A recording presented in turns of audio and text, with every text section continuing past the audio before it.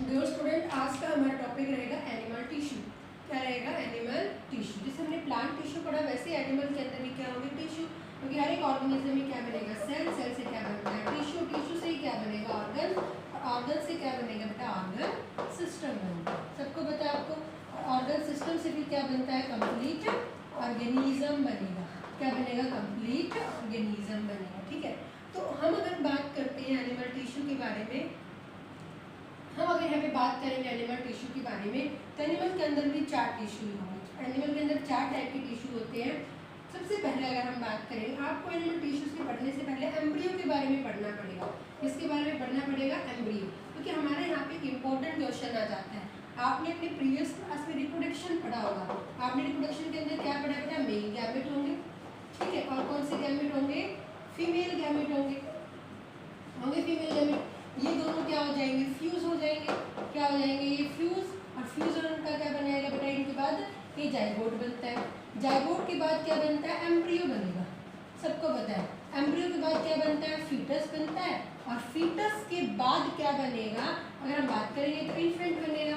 क्या बनेगा? Infant. Zygote एक ही सेल का स्ट्रक्चर होगा एम्ब्रियो से, ठीक है। जाइगोट कंटिन्यू डिवाइड करेगा और एम्ब्रियो बनाएगा। जो एम्ब्रियो क्या होगा? एक मल्टी सेल स्ट्रक्चर होगा, ठीक है। और जैसे ही एम्ब्रियो बनने को, ये ना कि जाइगोट से सीधा एम्ब्रियो बन जाता है, तो डिवाइड करेगा बार बार के अंदर। क्या करेगा? वो डिवाइड करेगा कंटिन्यूअसली, ठीक है। तो उसके बाद ये क्या बनेगा? एम्ब्रियो। फिर एम्ब्रियो दोबारा से डिवाइड करना शुरू करता है, उसके अंदर लिम्स आने शुरू हो जाते हैं, हाथ पैर, जिसे हम कहते हैं फिटस बनेगा। जो कंप्लीट ग्रोथ हो जाएगी उसे हम क्या कहेंगे? इन्फेंट। बट ये नहीं कि जाइगोट से सीधा ही एम्ब्रियो बन जाता है, तो इसको बनने में भी काफ़ी टाइम लगता है, 7 डेज के अराउंड। तो अगर हम बात करेंगे यहाँ पे तो मतलब किस तरह से बनेगा? एम्ब्रियो की इनिशियल स्टेज पर 3 लेयर्स होती है। कितनी लेयर्स होंगी? 3। एक हमने क्या कहा? आउटर लेयर होगी। फिर हमने क्या कहा है? मिडल लेयर होगी। और उसके बाद कौन सी लेयर होगी? इनर लेयर होगी।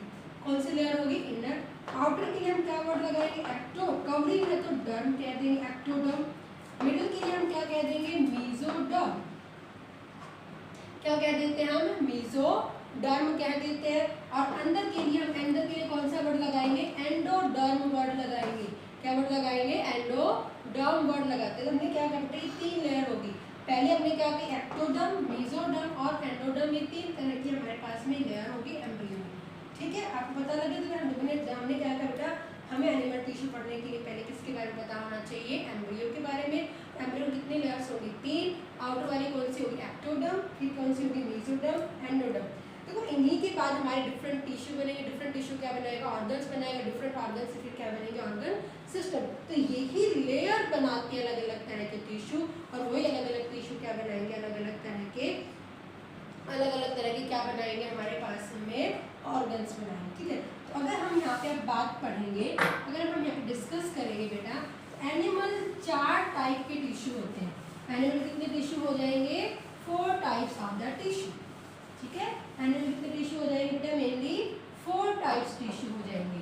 कितने टिश्यू हो जाएंगे हमारे पास में? 4 टाइप। सबसे पहले जो टिश्यू होगा वो कौन सा टिश्यू होगा? Epithelial tissue. कौन सा टिश्यू होगा? एपिथेलियल टिश्यू होगा। उसके बाद जो टिश्यू होगा वो कौन सा टिश्यू होगा? अगर हम बात करेंगे कौन सा टिश्यू होता है ना? Connective tissue. कौन सा टिश्यू होगा? कनेक्टिव टिश्यू होगा। 3rd नंबर पर अगर हम बात करेंगे तो कौन सा टिश्यू होगा? Muscular tissue. आखिर में अगर हम बात करेंगे तो कौन सा टिश्यू होगा? नर्वस टिश्यू होगा। कौन सा होगा बेटा? Nervous tissue. ये 4 तरह के हमारे अंदर टिश्यू हो गए हैं एनिमल्स के अंदर। हम भी एनिमल कैटेगरी के अंदर ही आते हैं।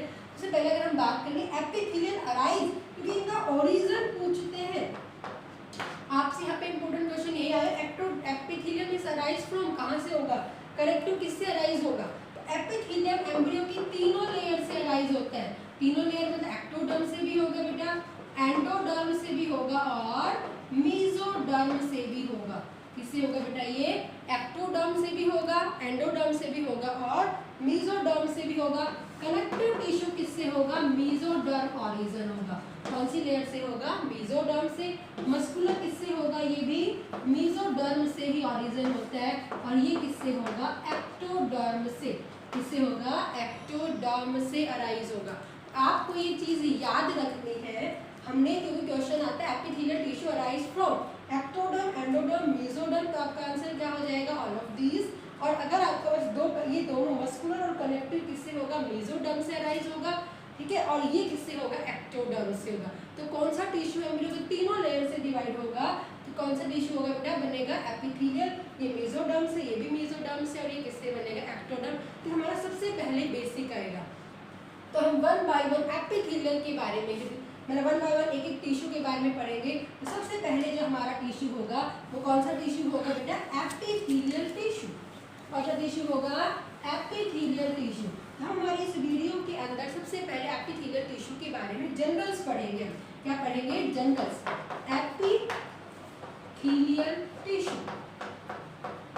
क्या पढ़ेंगे हम यहाँ पर, एपिथेलियल टिश्यू। देखो अगर हमने पहले भी बात की थी, जो बायोलॉजी होता है, बायोलॉजी के अंदर हर अपना एक वर्ड का मतलब होगा। तो एपी किससे लिया गया है, एपी प्लस किससे बना है, थीलियल से। किससे बना है बेटा, थीलियल। एपी का मतलब क्या होगा, अपॉन, और थीलियल का मतलब क्या होगा, टू ग्रो, ग्रो करना, मतलब किसी के ऊपर ग्रो करना।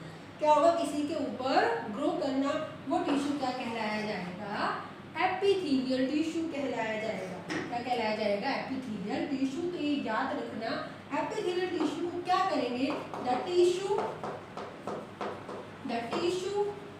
which grow on other tissue, जो दूसरे टिश्यू के ऊपर ग्रो होता है वो टिश्यू क्या कहलाया जाएगा, एपिथेलियल टिश्यू। पर इसके बारे में जनरल जो भी कैरेक्टरिस्टिक्स है हमारी एनसीईआरटी के अंदर बहुत अच्छे से दिया गया है, तो आपको ये सारी चीजें याद रखनी है। हमने क्या कहा था, tissue which grow on the other tissue, वही क्या कहलाया जाएगा, एपिथेलियल टिश्यू। अब अगर हम बात करेंगे भाई क्या कनेक्टिव टिश्यू है, या हमारे पास मस्कुलर टिश्यू है, या फिर हमारे पास में नर्वस टिश्यू है, मोस्टली इनके ऊपर जो मेनली आपको कनेक्टिव टिश्यू की जो होगा, और अगर हम बात करें मस्कुलर टिश्यू तो उन सब के ऊपर जो ग्रो हो रहा है वो कौन सा टिश्यू ग्रो हो रहा है, एपिथेलियल टिश्यू। एपिथेलियल टिश्यू की अगर हम बात करेंगे तो स्किन इसका सबसे कॉमन एग्जाम्पल है। अब देखो ये हमारी स्किन हो गई, ये हमारी क्या हो गई बेटा, स्किन हो गई। अब आप स्किन का देखना, एक सरफेस बाहर वाला सरफेस तो क्या है, फ्री है, हमारी स्किन होगी भाई इस तरह से। ये इसके नीचे हमारे कनेक्टिव टिश्यू होगा, इसके नीचे हमारा क्या है, एक दूसरा टिश्यू होगा, वो कनेक्टिव टिश्यू होता है। ये हम बात वन बाय वन आपको सब चीजें याद हो जाएंगी। इस कनेक्टिव देखो, इसका ये वाला तो मैंने इस तरह से बना दिया इसको 3D के अंदर। ये इसका लोअर सरफेस हो गया, ये इसका क्या हो गया, अपर सरफेस हो गया। ये क्या हो गया, अपर एंड लोअर सरफेस। तो लोअर सरफेस तो हमेशा किसी ना किसी टिश्यू के कॉन्टेक्ट में रहेगा, क्या रहेगा, किसी न किसी टिश्यू के कॉन्टेक्ट में रहेगा। बट जो अपर टिश्यू होता है, अपर लेयर होगी, सॉरी, तो लोअर लेयर होगी, वो हमेशा किसी न किसी टिश्यू के कॉन्टेक्ट में रहेगी।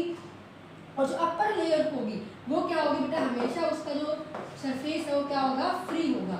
मतलब हम क्या कहेंगे, इसका हमेशा अपर का एक सरफेस, अपर का ही नहीं, हमारी स्किन में मैंने एग्जांपल दिया, तो हमारा अपर का सरफेस बन रहा है। तो अगर हम नॉर्मल एपिथेलियल टिश्यू के अंदर बात करेंगे, तो हमने नॉर्मल टिश्यू के अंदर अगर हम बात करेंगे तो इसका जो इन एपिथेलियल टिश्यू में, अब ईटी लिख रही हूँ, in epithelial tissue one surface is always free, एक सरफेस हमेशा क्या होगा, फ्री होगा। व्हाइल द अदर सरफेस, कोई भी, व्हाइल द अदर सरफेस क्या होगा बेटा, अटैच टू अदर टिश्यू, दूसरे टिश्यू से क्या होगा, वो अटैच होता है। आई मेरी बात समझ में। अब देखो सीधा सा मैं एग्जांपल बताऊं, हमारे यहाँ एनिमल टिश्यू में स्पेशली एपिथेलियल टिश्यू के अंदर उनकी पोजीशन पूछते हैं, इनकी अक्रेंस पूछेंगे, वे कहाँ मिलेगा।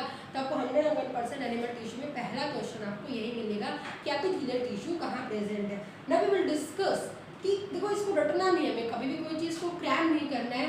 अगर मैं आपसे बात करूँ यहाँ पे सीधे से, देखो इसका एक सरफेस फ्री है, एक सरफेस क्या है, फ्री है। तो एक सरफेस फ्री, जितने भी हमारे अंदर होलो ऑर्गन्स हैं, होलो ऑर्गन्स होंगे, उन सब की लाइनिंग, उन सब की जो लाइनिंग होगी वो किसकी बनी होगी, एपिथेलियल टिश्यू की। किसकी बनी होगी, एपिथेलियल टिश्यू की। अब देखो आपके होलो ऑर्गन ब्लड वेसल्स हो गई है, क्या हो गई बेटा, हमारे होलो ऑर्गन्स ब्लड वेसल्स, ये हो गए हमारे ब्लड वेसल्स। भाई अंदर से होलो, तो यहाँ पर जो इसकी जो सरफेस होगा वो किसका बना होगा, एपिथेलियल। हमारा डाइजेस्टिव सिस्टम लगा लो, आपने प्रीवियस क्लास में पढ़ा है, क्या पढ़ा है आपने, स्टमक पढ़ा है आपने, इंटेस्टाइन पढ़ी है, इसोफेगस है, फेरिंक्स है, इन सब की लाइनिंग जो होगी, भाई ऑर्गन है बाहर से हो, क्या अंदर से होलो है, तो इन सब की लाइनिंग किसकी बनी हुई होगी बेटा, एपिथेलियल टिश्यू की। तो मोस्टली ऑर्गन की जो लाइनिंग, जो कवरिंग होगी वो मेनली बात समझ में आ गई? तो याद करने का आराम से अच्छे से तरीका है कि हॉलो ऑर्गन जो भी हमारे पास में है, हमारा डाइजेस्टिव सिस्टम है, ठीक है, हमारे पास हमने ब्लड वेसल्स होता है, हमारी किडनीज के अंदर होगी, कहाँ होगी, वन बाय वन जब हम इसकी टाइप बताएंगे तो वहाँ हम आपको बताते हुए चले जाएंगे। आई होप इतना क्लियर है। थर्ड अगर हम बात करेंगे, अगर हम थर्ड नंबर पे बात करते हैं यहाँ पर, अगर हम यहाँ पे थर्ड नंबर पे बात करेंगे तो मेनली यहाँ पे क्या होगा बेटा, थर्ड नंबर पे अगर हम बात करेंगे, पहला हमने क्या दूसरे टिश्यू पे ग्रो करेगा, सेकंड हमने क्या पढ़ा, इसका एक सरफेस हमेशा क्या रहेगा, फ्री रहेगा। थर्ड अगर हम बात करेंगे तो सबसे मोस्ट इम्पॉर्टेंट है ये, it is devoid of blood vessels, blood supply. Divide का मतलब नहीं होना, डिवाइड का मतलब क्या होगा, नहीं होना, इसके अंदर ब्लड सप्लाई नहीं है डायरेक्ट, मतलब यहाँ पर डायरेक्ट ब्लड वेसल्स की एंट्री नहीं होगी, ब्लड वेसल्स की एंट्री नहीं होगी। अब क्वेश्चन आता है कि इसके ऊपर ब्लड की सप्लाई होगी किस तरह से। देखो आपको एक सीधा सा एग्जांपल दूं, आप कभी भी किसी भी एक शार्प चीज से काम करते हैं, अपने शार्प चीज से काम क्या इमेजिन करो, तो आपने कोई ब्लड से काम करे तो आपने काम करते करते आपकी स्किन है, स्किन हमारी मल्टी लेयर में होती है, तो आपकी स्किन की कभी ऊपर से कट जाती है तो आपको कभी खून नहीं आती, ब्लड नहीं आती, क्योंकि उसके अंदर हमारी ब्लड की सप्लाई है ही नहीं। जब आपका डीप कट लग जाता है तो ही आपको ब्लीडिंग आती, कभी अगर आपने नोट किया हो तो ध्यान देना। आप ऊपर से थोड़ा सा भी अगर हम यहाँ से कट करने की कोशिश करते हैं नॉर्मल में, अपर की स्किन हमारी कट रही है तो कभी भी हमें खून नहीं आता है, लेकिन जब हम डीप कट करेंगे, गहरा कट करेंगे तो हमारे पास हमेशा क्या आती है, वहाँ पर ब्लड आता है। तो इसका सबसे बड़ा रीज़न क्या होता है कि हमारे इसके अंदर ब्लड की सप्लाई नहीं है। अब जितने भी हमारे अंदर एनिमल के अंदर टिश्यू सारे के सारे क्या होंगे बेटा, लिविंग हो गए।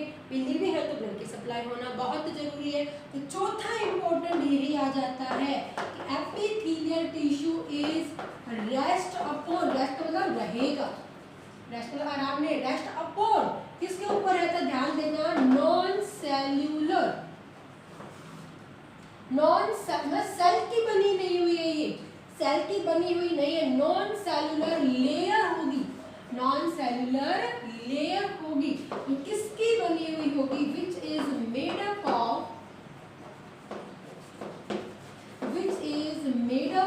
Protein and carbohydrate. किसकी बनी होगी वो, प्रोटीन एंड कार्बोहाइड्रेट। प्रोटीन भी कौन से फॉर्म में होंगे, फाइबर्स की फॉर्म में, और एक प्रोटीन होता है जो बनाता है उसको हम कोलेजन प्रोटीन फाइबर कहेंगे। फाइबर मतलब रेसे की फॉर्म में होगा, किसकी फॉर्म में होगा, रेसा धागा होता है उसकी फॉर्म में होगा। और कार्बोहाइड्रेट, कार्बोहाइड्रेट जो प्रोटीन से अटैच होता है, हमने सेल मेंब्रेन में बताया, जैसे हम क्या नाम दे देते हैं, ग्लाइकोप्रोटीन, क्या नाम दे देंगे, ग्लाइकोप्रोटीन। और ये मेनली क्या होगा, एक पॉलीसेकेराइड होगा, क्या होगा, ये पॉलीसेकेराइड होगा।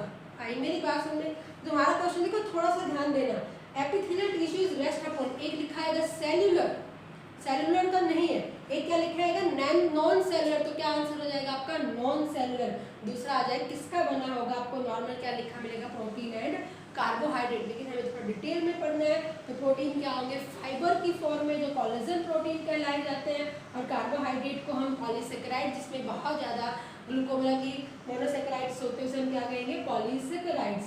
अब उसे जिसके ऊपर नॉन सेल्यूलर लेयर को जिसे कहा गया है, which is called as basement layer या बेसमेंट मेम्ब्रेन, क्या कह देते हैं उसे बेटा हम, बेसमेंट लेयर, या क्या कह देंगे उसे हम, बेसमेंट मेम्ब्रेन।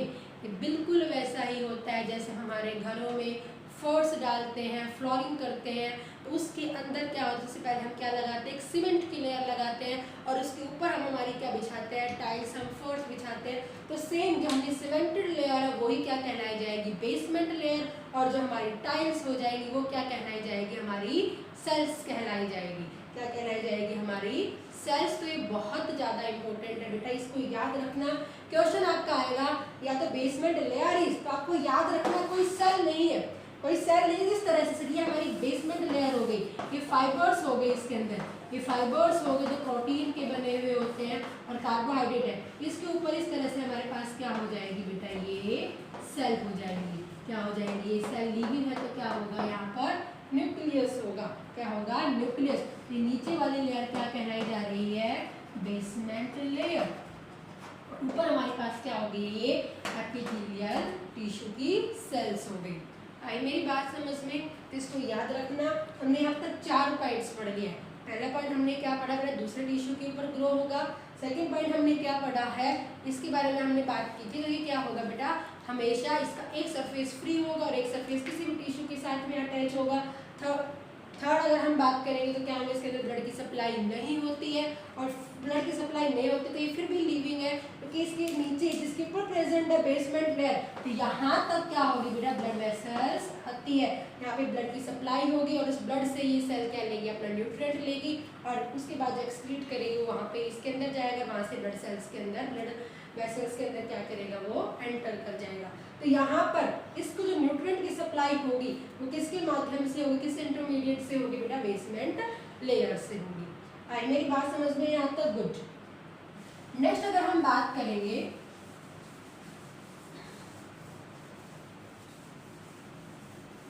ये हमने पढ़ लिया है, 4 पॉइंट पढ़ लिए इंपॉर्टेंट। नेक्स्ट अगर हम यहाँ पे बात करते हैं बेटा, 5th नंबर पर अगर हम यहाँ पे बात करेंगे तो it act as a physical barrier. ये किसकी तरह एक्ट करेगा, ये फिजिकल बैरियर की तरह एक्ट करेगा। किसकी तरह एक्ट करेगा, ये फिजिकल बैरियर। अब बैरियर का मतलब सब समझते हैं, बैरियर मतलब किसी हमें कहीं जाना है, हमें किसी चीज़ को जो क्रॉस करके जाना पड़ रहा है, वो चीज़ क्या कहलाई जाएगी, बैरियर कहलाई जाएगी। फिजिकल मतलब शरीर, हमारे शरीर का जो बैरियर कहलाया जा रहा है तो कौन कहलाया जा रहा है, हमारा एपिथेलियल टिश्यू कहलाया जा रहा है। देखो किस तरह से, अभी मैंने कहा हर एक होलो ऑर्गन्स की लाइनिंग में, जो हर एक होलो ऑर्गन्स की जो लाइनिंग है उसकी किसकी बनी होगी, एपिथेलियल टिश्यू। इमेजिन करिए, हमारी ब्लड वेसल्स की बताई मैंने अभी, हमारे इंटेस्टाइन की बताई, हमारा फूड डाइजेस्ट हुआ हमारा फूड डाइजेस्ट हुआ तो कहाँ है, हमारे इंटेस्टाइन में होता है, आपने पढ़ा हुआ है। इंटेस्टाइन से अब्जॉर्ब होकर कहाँ गया, हमारी ब्लड वेसल्स में। तो भाई पहले सबसे पहले जिसने इसको मतलब जो फूड हमारा ग्लूकोज वो किसको क्रॉस कर रहा है, हमारी एपिथेलियल लेयर को। उसके बाद कहाँ पे गया, हमारी ब्लड में भी किसको क्रॉस करते हुए गया, एपिथेलियल। तो ये हमेशा क्वेश्चन बहुत पूछा जाता है, which tissue act as a physical barrier. आपका आंसर क्या हो जाएगा बेटा, एपिथेलियल टिश्यू। क्या हो जाएगा आपका, एपिथेलियल टिश्यू हो जाएगा। ठीक है, अब अगर हम इसके नेक्स्ट बात करते हैं इसकी शेप के बारे में। इसकी शेप राउंड भी हो सकती है, पॉलीगोनल भी हो सकती है, स्फेरिकल भी हो सकती है। ठीक है, राउंड भी हो सकती है, पॉलीगोनल जिसकी बहुत ज्यादा साइड्स होंगी, राउंड हो जाएगा। क्या हो जाएगी, स्फेरिकल भी हो जाएगी। स्फेरिकल राउंड में आपको पता है डिफरेंस होता है, थोड़ा भरा हुआ होता है उससे स्फेरिकल, खाली सा होता है उसे हम राउंड कह देते हैं। या क्यूब जैसी भी हो जाती है, आपका जो क्यूब होगा इस तरह की शेप में भी हो जाता है। ठीक है, और कैसी होती है, कॉलमनार। कैसी होगी, कॉलमनार। कॉलमनार को होता है पिल्लर। पिल्लर मतलब होता है खंबा। खंबे के आपने देखा भाई, जितना ऊपर से लंबा होगा उतना ही नीचे से भी लंबा होता चला जाता है। तो पिल्लर, क्योंकि इन्हीं के बेस में अलग अलग एपिथेलियल की टाइप्स पढ़ेंगे। तो इसकी शेप राउंड भी हो सकती है, पॉलीगोनल भी हो सकती है, स्फेरिकल भी हो सकती है, क्यूब लाइक भी हो सकती है, और कॉलमनार भी हो सकती है। अगर हम बात करें एनिमल टिश्यू के अंदर हर एक सेल का जो नेचर होगा वो क्या होगा बेटा, लिविंग होता है। क्या होगा, ये लिविंग होगा। नेक्स्ट अगर हम बात करेंगे इंपॉर्टेंट, जितने भी हमारे पास सेल्स होंगे, क्योंकि हमारी एनिमल टिश्यू के अंदर सेल्स कॉम्पैक्ट अरेंजमेंट है, टाइटली अरेंजमेंट होगी, यानी कि स्पेस नहीं होता हमारी। और एपिथेलियल टिश्यू के अंदर तो बिल्कुल नहीं होगा। अगर हम बात करेंगे इसके अंदर जो सेल्स होंगी, these are compactly packed without intercellular space. क्या नहीं होगा बेटा, इसके अंदर कोई भी इंटरसेल्युलर स्पेस नहीं होता है। क्या नहीं होगा, यहाँ पे हमारे पास कोई भी इंटरसेल्युलर स्पेस हमारे पास यहाँ पर नहीं होगा, कॉम्पैक्टली होगी। और यहीं पे जैसे आपने प्लांट टिश्यू के अंदर आपने क्या पढ़ा था, यहाँ पे प्लाज्मोडेस्माटा पढ़ा था। क्या पढ़ा था, प्लाज्मोडेस्माटा। तो यहाँ पर भी कुछ सेल जंक्शंस होंगे।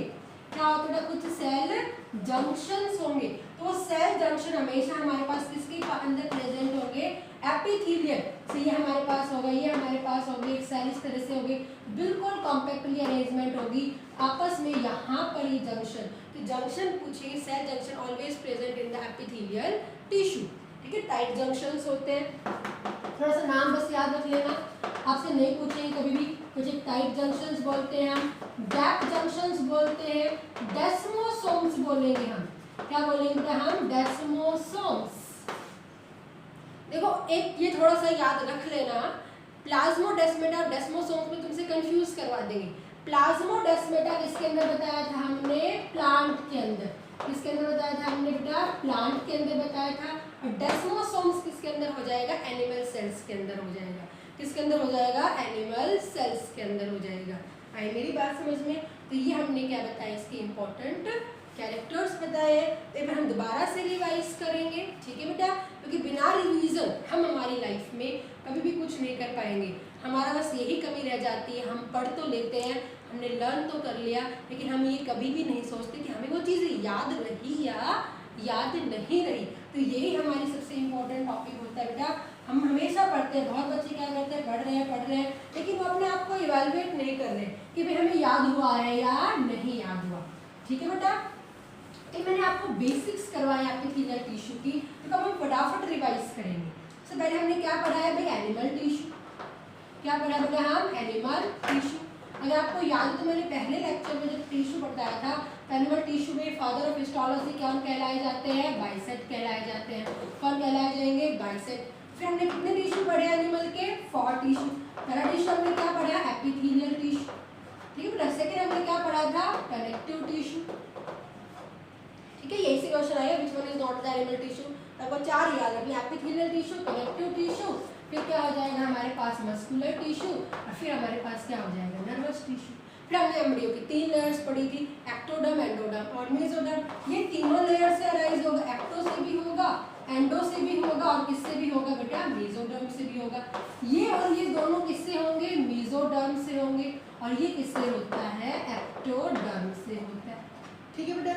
फिर हमने सबसे पहले डिस्कस किसके बारे में किया, एपिथेलियल। तो वो याद करने की कोशिश करना, एपी का मतलब क्या, इसके हमने कैरेक्टर बताए। एपी का मतलब क्या होगा, अपॉन, जो दूसरे टिश्यू के ऊपर ग्रो करेगा, उसे हमने क्या नाम दिया, एपिथेलियल टिश्यू। दूसरे टिश्यू पर ग्रो कर रहा है तो इसका एक surface, one surface is always free, one surface is always free, ठीक है। एक सरफेस हमेशा क्या होगा, फ्री। इसके अंदर किस क्या नहीं है, not the supply of blood, direct blood की सप्लाई नहीं है, मतलब क्या नहीं है, इसके अंदर ब्लड वेसल्स एब्सेंट है, which tissue do not have the blood vessel, blood की सप्लाई नहीं है। तो आपका आंसर क्या हो जाएगा, एपिथेलियल टिश्यू। 4th नंबर पर अगर हम बात करेंगे, अब ब्लड की सप्लाई नहीं है तो लिविंग कैसे रहेगी, यहाँ पे क्या प्रेजेंट होगी बेटा, एक बेसमेंट लेयर प्रेजेंट होगी, जो किसकी बनी हुई होती है, प्रोटीन और कार्बोहाइड्रेट की बनी हुई होती है। किसकी बनी होती है, प्रोटीन एंड कार्बोहाइड्रेट की। प्रोटीन कौन सा होगा यहाँ पर, कोलेजन, और कार्बोहाइड्रेट क्या होगा, पॉलीसेकेराइड्स रहेगा, गुड, ठीक है। उसके बाद हमने क्या कहा था, ये किसकी तरह एक्ट करेगा, फिजिकल बैरियर की तरह एक्ट करेगा। किसकी तरह एक्ट करेगा, ये फिजिकल बैरियर की तरह एक्ट करेगा। कोई ना कोई चीज जब एक चीज को क्रॉस करती हुई जाएगी तो इस टिश्यू को जरूर क्रॉस करेगी, इसलिए क्या कहलाया जाएगा, ये फिजिकल बैरियर कहलाया जाएगा। इसकी सेल कैसी है, लिविंग।